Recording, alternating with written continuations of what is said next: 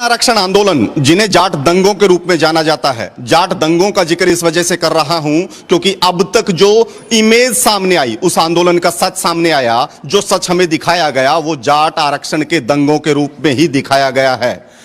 अब एक दूसरा पहलू एक युवा लेकर के आए हैं, कुलदीप रूहिल। एक डॉक्यूमेंट्री के माध्यम से हरियाणा में, जहां तक मेरी अपनी जानकारी है, पहला प्रयास ये है और एक अलग नजरिया उस समय के जो विक्टिम्स हैं, उस समय जो उस आंदोलन में जिन लोगों की जान गई, उनके परिवार के लोग हैं, एक्सपर्ट हैं और इस विषय के जानकार जो लोग हैं, उनसे बातचीत करके, संकलित करके 4 साल की मेहनत में इस पूरी की पूरी डॉक्यूमेंट्री को उन्होंने उतारा है। नाम रखा गया है चीरहरण। चीरहरण ये समाज का था, चीरहरण ये सामाजिक भाईचारे का था या फिर किसी और चीज का रहा है, वो जानने की कोशिश करेंगे कुलदीप जी से। कुलदीप जी, सबसे पहले तो आपको बहुत बधाई। मैं फिर पुनः कहूंगा कि इसके लिए मैं आपको शुक्रिया नहीं कहूंगा, बल्कि मैं बधाई दूंगा कि आप ये तमाम चीजों को एक अलग नजरिया जो समाज में था, जहर फैल रहा था, सामने लेकर के आए हैं। बहुत बहुत धन्यवाद सर, और आपके सभी दर्शकों को मेरा नमस्कार।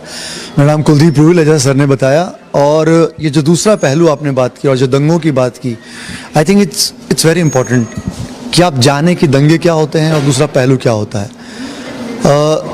जाट आंदोलन के बारे में हम सबको उतना ही पता है कि 2016 में आरक्षण के दंगे भड़के, पर ये बहुत कम लोगों को पता है कि वो 2006 से मांग कर रहे हैं और 1993 से मांग कर रहे हैं और पिछले 25 साल से ये सब चल रहा है।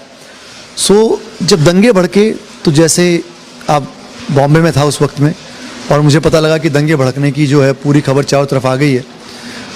मुरथल रेप केस की बात चल रही है, लोगों की प्रॉपर्टी जला दी गई है, 31 बच्चों की जान चली गई है। It was so disturbing.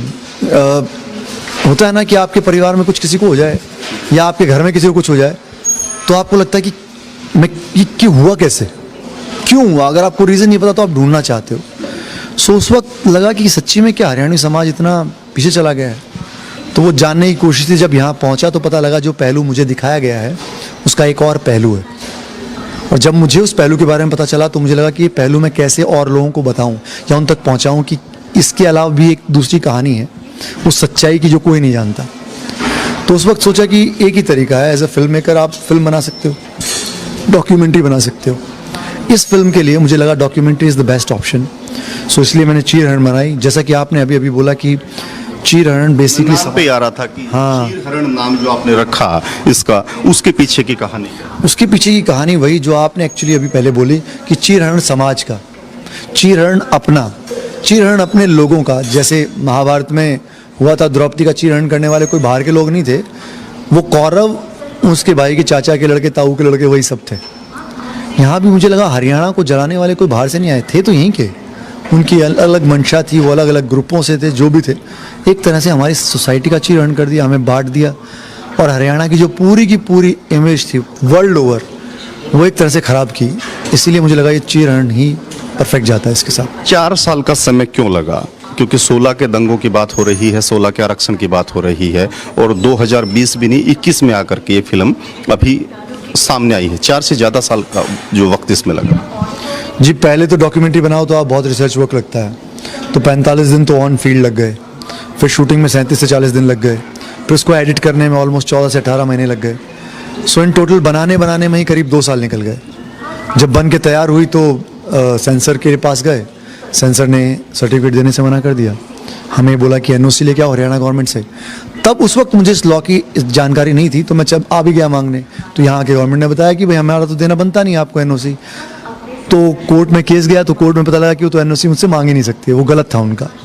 और फिर कोर्ट ने हमारे फेवर में 2 साल की लड़ाई के बाद, क्योंकि आपको पता है मुंबई हाई कोर्ट या बड़े हाई कोर्ट में जाओ तो केस की तारीख तो ऐसे मिलती है आपको जिसका कोई अंदाज़ा नहीं है।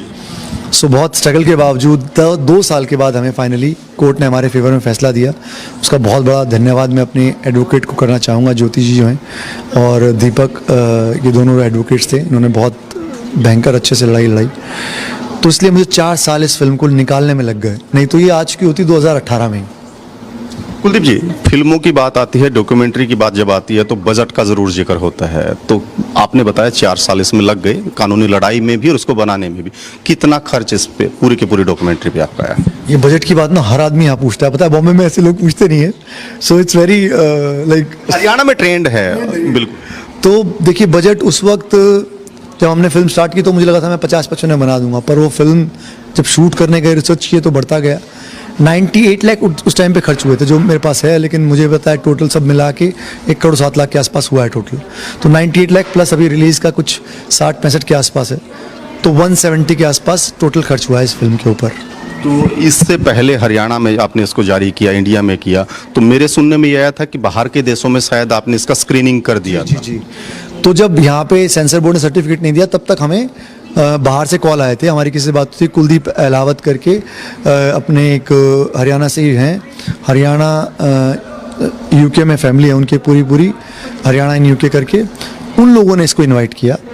ऑल्दो उस वक्त उन्होंने भी कहा कि हमें बड़ा लग रहा था कि पता नहीं किस तरह की फिल्म होगी, पॉलिटिकल तो नहीं होगी, पर जब वहाँ स्क्रीनिंग हुई और जब उन्होंने फिल्म देखी तो वो इतना कमाल का रिएक्शन था, उन्होंने वर्ल्ड ओवर लोगों को फ़ोन करना शुरू कर दिया। इस तरह से न्यू जर्सी में हुई, फिर यूएस में तो पूरा हुई, वहाँ विवेक मलिक करके एक मेरे बहुत अभिन्न मित्र हैं, उन्होंने लोगों से बात की, वो शुरू से जुड़े भी हुए हैं, विवेक और विशाल मलिक दोनों भाई हैं, उनका बहुत बड़ा सहयोग भी इस फिल्म में। वो जो उधार लिए थे ना पैसे, सबसे ज़्यादा उन्होंने दिए हुए हैं और डोनेट भी किया है। सो ऐसे दोस्त मिलते हैं तो आपके लिए ऐसी चीज़ें करना आसान हो जाता है। तो फिर वहाँ से जो स्टार्ट हुआ ना, न्यू जर्सी गए तो वॉशिंगटन डीसी का स्क्रीन आ गया, वहाँ गए तो टोरंटो का स्क्रीनिंग आ गया, वहाँ गए तो सेंट लुइस, फिर डैलस, फिर San Diego, San Francisco, LA, Fresno, New York, ये सब ख़त्म किया तो ऑस्ट्रेलिया से आ गया, फिर पर्थ, एडलेड, सिडनी, मेलबर्न, यहाँ स्क्रीनिंग्स हुए और सबका रिस्पॉन्स हाउसफुल स्क्रीनिंग्स। सिडनी में तो 2 बार स्क्रीनिंग करनी पड़ी, मैं एक ही साथ, इतनी ऑडियंस आ गई थी, तो मतलब ऑलमोस्ट 500 या 600 लोग आ गए, which is huge in Sydney. तो बहुत कमाल रिएक्शन था और जब यहाँ वापस आए और हम केस जीत के, तो मुझे लगा कि अब ये टाइम आ गया है कि इसको सिनेमा में लेके जाया जाए। सर, स्क्रीन के अलावा डिजिटल प्लेटफॉर्म पे भी अवेलेबल रहेगी क्या? इस तरीके की कोई योजना है? जी, योजना बिल्कुल है, बट इन चीज़ों में आपको पता ही है बहुत वक्त लगता है फिर से, क्योंकि कौन सा डिजिटल प्लेटफॉर्म लेगा वो बहुत इंपॉर्टेंट है ताकि वर्ल्ड ओवर इसकी ऑडियंस मिले। फिर उनकी बहुत सारी चीज़ें रहती हैं। तो पैनोरमा स्टूडियो जिन्होंने रिलीज़ किया है, they are in talks with this people. अभी क्योंकि सिनेमा में लगी है तो अगले 4-5 हफ्ते तो नहीं, मतलब 8 वीक का एक लॉकिंग पीरियड होता है उसमें कुछ, तो अभी नहीं दिखा सकते, बट हाँ वो बात कर रहे हैं और जैसी आएगी तो मुझे बड़ी खुशी होगी, फिर और ज़्यादा ऑडियंस हो जाएगी। रोहित साहब, इसकी जब रिसर्च आपने की, इसको बनाया, जो आपका सारे का सारा समय था, कुछ ऐसी चीज़ें आपको तकलीफ इसमें आई हो, कुछ इस तरीके की मुश्किलें आई हो, या आपको ऐसे पल जिनको आप शेयर करना चाहें? देखिए, बहुत कमाल की मोमेंट्स भी रही और बहुत दुखदाई भी रही। कमाल की ये रही कि बहुत से करीब 17-18 ऐसे लोग थे, जब उनको पता लगा कि मैं बना रहा हूँ, उन्होंने सहयोग किया, मॉनेटरीली भी और आके साथ में भी खड़ा किए। बहुत सी संस्थाएं थी जिन्होंने आके सहयोग किया, तो वो बड़ा अच्छा था कि अच्छा मैं एक कदम उठा रहा हूँ और लोग उसको चाहते हैं ना। उसके अलावा लोग शक बहुत करते थे उस वक्त कि क्यों बना रहा है, पता नहीं क्या बनाएगा और किसने भेजा है इसको। सीआईडी वालों ने तो नहीं भेज दिया, क्राइम ब्रांच वालों ने तो नहीं भेज दिया, गवर्नमेंट ने तो बात नहीं करते थे। एक गांव में था जहां हम इंटरव्यू ले रहे थे, तो वहाँ कुछ युवाओं में खुशबू शुरू हुई कि ये गवर्नमेंट का आदमी है और उन्होंने प्लान किया कि पत्थर वत्थर मारते हैं इसको। फिर मैंने उनसे बैठ के बात की और टीम सारी बाहर से आई हुई थी, मेरे अलावा हरियाणा से कोई नहीं था उस टीम में। कोई गोवा से थे, कोई थाईलैंड से था, कोई मुंबई से, एक साउथ से। मुझे लगा अगर मेरी टीम पे भी हमला हुआ तो फिर तो ये पुख्ता हो जाएगा कि हाँ ये तो बहुत ही वाहियात कल्चर के लोग हैं।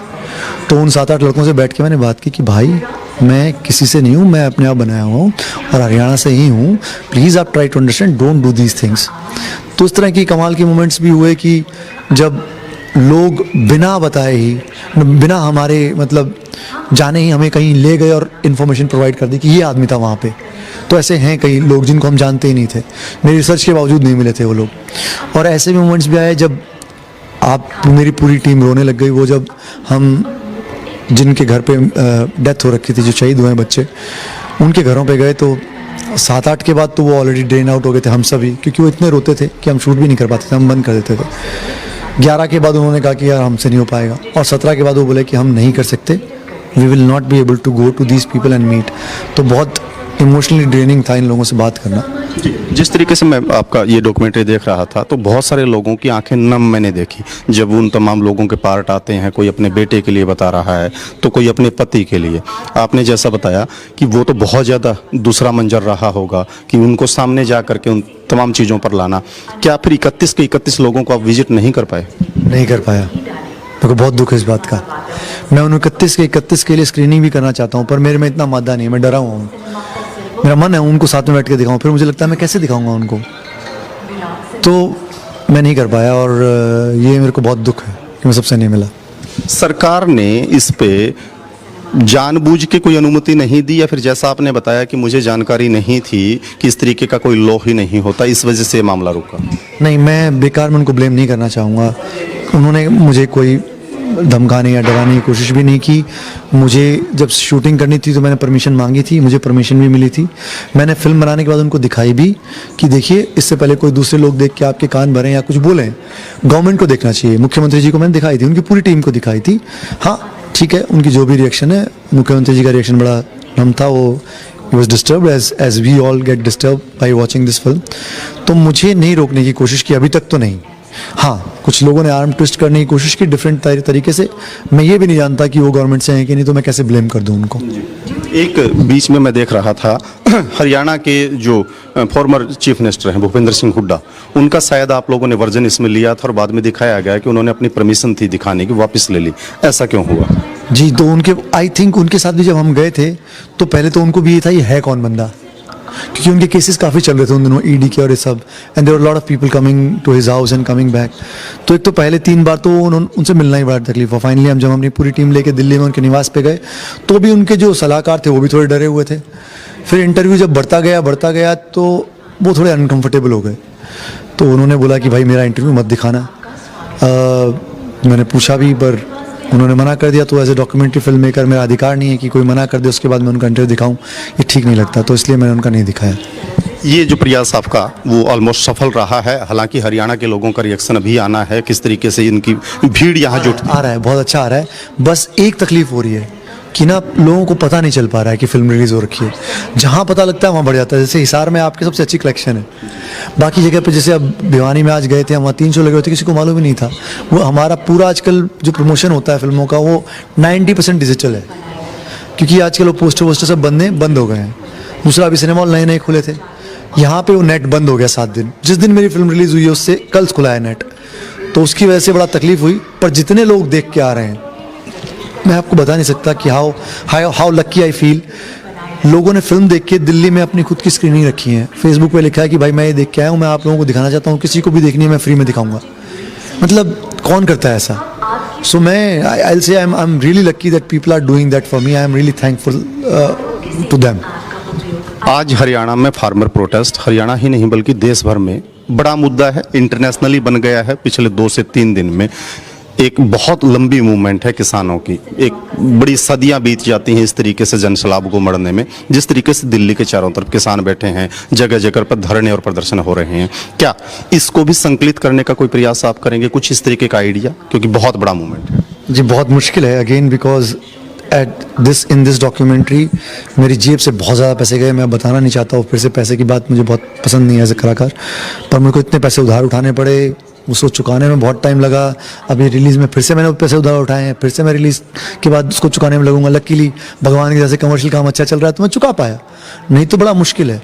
और इस तरह के मूवमेंट्स को कवर करने में ये तो मैं उस वक्त 2016 में और 2020 में बहुत चीज़ें बढ़ गई हैं। अगर मैं आज बनाने जाऊं तो उसको बनाने में ही फिर से 5-7 करोड़ रुपए खर्च होंगे। इतना डिटेल सब चीज़ें रिसर्च करना, it's a huge work and it's not, ये करना असंभव है बिना किसी प्रोड्यूसर के और सब। तो अगर आप मुझसे पूछे क्या मैं करना चाहूँगा, क्यों नहीं करना चाहूँगा, ये ऐसे मुद्दे हैं जो समाज की और सरकार दोनों के सामने आने चाहिए। इसलिए मैंने एक फिल्म बना के गवर्नमेंट को दिखाई दी। और मुझे ऐसा लगता है कि जो भी लोग ये सोच रहे हैं कि जो ये किसान बैठे हुए हैं इनका हमें साथ देना कि चाहिए कि नहीं चाहिए, वो डबल थॉट की बात ही नहीं है। इनका साथ हमें देना चाहिए। They need our support. मैं ट्रैवल करते हुए देख रहा हूँ वो कैसे टेंट लगा के बैठे हैं, और कितने दुख की बात है कि एक आदमी घर छोड़ के अपने अधिकारों के लिए रोड पर बैठा हुआ है। ये बहुत ऐतिहासिक दिन भी है हमारे देश के लिए, दुखदाई भी है। ऐतिहासिक इसलिए है कि लोग याद रखेंगे कि लोग अपने अधिकारियों के लिए 2 महीने तक वहाँ बैठे रहे थे। एक टाइम पे गांधी जी ने असहयोग आंदोलन शुरू किया था, वो आज तक चर्चा होता है। ये किसान आंदोलन उसी आंदोलन में से है। आई विश कि मैं इसका पार्ट बन पाऊँ किसी तरीके से। मेरी अपनी प्रॉब्लम्स हैं और मेरे को अब इसकी बहुत डीप नॉलेज नहीं है, पर सतही तौर पे और कॉमन सेंस इतना आपको समझ में आता है, उससे साफ दिखता है कि किसान गलत नहीं है। And I think the government should listen to them. There is nothing wrong in a talk. आप अपने लोगों को ऐसे एलिनेट नहीं कर सकते, नहीं करना चाहिए। सो आई जस्ट से कि आई विश मैं कर पाऊँ। आपकी इंडस्ट्री किसानों के विरोध में है अधिकतर, किस तरीके से देखते हैं? उनको किसान और किसानी का पता नहीं है या फिर सियासत कहीं ना कहीं आपको लगता है वो हावी है? जी देखिए, उनके बारे में टिप्पणी करना ना मेरे लिए बहुत आसान है, पर मैं हमेशा सोचता हूँ कि टिप्पणी आप तभी करो जब आपको पूरी नॉलेज हो। सबसे बड़ी प्रॉब्लम वही आती है। अब ये लोग क्यों ऐसा लिख रहे हैं इनके बारे में, उनके पीछे उनके क्या मुद्दा है या उनका क्या इमोशन है, मैं नहीं जानता। जैसे वो नहीं जानते मुझे कि मैं क्यों सपोर्ट कर रहा हूँ। अगर आप मुझसे पूछोगे मैं कहूँगा हाँ भाई सपोर्ट करना चाहिए। अगर उनको नहीं समझ में आ रहा है तो उनकी समझ भाई अपनी जगह है, लेकिन हमारी इंडस्ट्री के बहुत से लोग सामने आके खड़े हो रहे हैं और कह रहे हैं इनको सपोर्ट करना चाहिए। इनको छोड़िए, वर्ल्ड लेवल पे लोग अब आके बोल रहे हैं कि इनको सपोर्ट करना चाहिए। तो इस बात को समझना बहुत ज़रूरी है कि किसान आंदोलन को इतना लाइटली ना लें और इस तरह की स्टेटमेंट ना पास करें अनटिल अनलेस पूरी नॉलेज हो आपको। इन सब से मैं आग्रह करूंगा, एक बार आके ना एक रात इनके साथ बिताएं और जाने कि ये लोग कौन हैं। ये पॉलिटिकल लोग नहीं हैं, ये आम आदमी हैं। जी, हालांकि मैं चीर हरण पे ही बात करना चाह रहा था, लेकिन एक आपका बड़ा वेंचर रहा आश्रम जो आया, मैं ही नहीं पूरी दुनिया जानना चाहती है कि आश्रम क्यों बनी और उसका तीसरा पार्ट कब लेकर के आना है? देखिए, आश्रम जी बनी MX प्लेयर जो है उनका ही आइडिया था, तो मेरा आइडिया नहीं था ये। फिर हबीब फैजल एक काफ़ी बड़े डायरेक्टर है नामचीन, उन्होंने इसकी कहानी लिखी। जब वहाँ कहानी पे बातचीत चल रही थी तो MX को पता लगा मेरे बारे में, उन्होंने मेरे काम के बारे में जाना और उन्होंने पूछा क्या मैं इसका स्क्रीन प्ले और डायलॉग लिखूंगा। मैंने कहानी पढ़ी और मुझे बहुत इंटरेस्टिंग लगी, तो कहानी पे मैंने हबीब जी के साथ करीब 2 महीने काम और किया। फिर स्क्रीन प्ले लिखा, डायलॉग लिखा, सब हुआ। इसको लिखने में मुझे 11 महीने लग गए। मैं अकेला लगा रहा, एक झोपड़ी में लेके कहीं एक आश्रम जैसी जगह है पराशर, वहाँ में जाके लिखता था। और MX प्लेयर की जो टीम है वो भी बहुत अच्छी थी। गौतम तलवार जो हेड हैं और तेजपाल जो हैं, ये दोनों टीम थे क्रिएटिव पार्ट वहाँ पे, उन्होंने बहुत सहयोग किया। फिर फाइनली प्रकाश झा जी आ गए ऑन बोर्ड, फिर उन्होंने अपने तरीके से इसको एक अलग लेवल पे ले जाके रख दिया सीरीज़ को।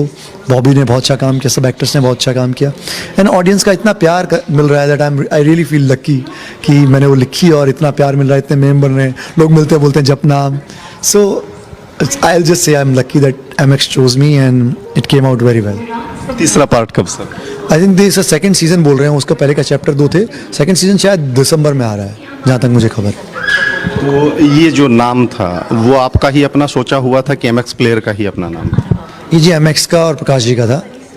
आश्रम उन लोगों ने मिलकर सोचा था, मैंने कुछ और नाम सोचा था। बहुत बहुत शुक्रिया सर आपका हमें समय देने के लिए। तो ये कुलदीप रुहिल हैं जिन्होंने चीर हरण बनाई है, एक समाज को बीच से चीरने वाला एक ऐसा काम जिसको एक्सपोज करना शायद जरूरी था। बहुत बड़ा प्रयास है, 4 से 5 साल की मेहनत है, करोड़ों रुपए लगा करके लोगों को आईना दिखाने की कोशिश है कि जिनको दंगे आज तक बोला जा रहा था वो दंगे नहीं थे, बल्कि किसी एक वर्ग के हकों की लड़ाई थी। अपने सहयोगी किस्मत राणा के साथ मैं रुद्रा राजेश कुंडू, हिसार।